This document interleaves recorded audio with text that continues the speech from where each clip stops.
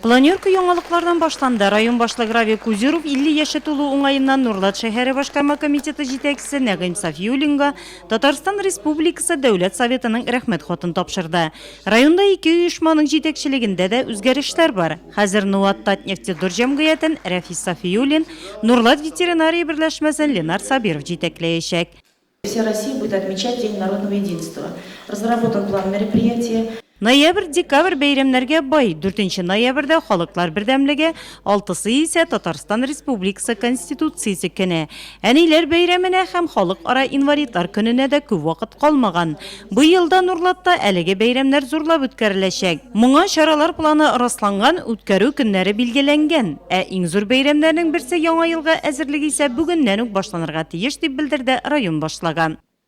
37 526 уведомлений, из них 29 465 уведомлений поступило на почту.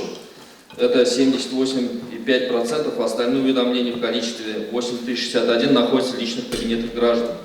От количества уведомлений, поступивших на почту, роздано 28 673, что составляет 97%.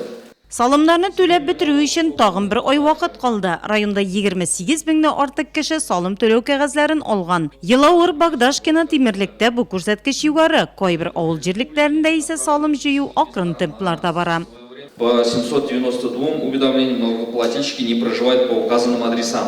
Эту работу мы будем проводить.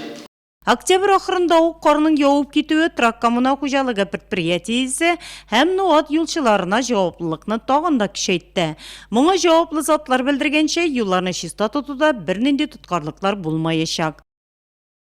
Заготовлено 400 тонн песка, 50 тонн технической соли. Остальной объем будет подготовлен в ноябре этого года.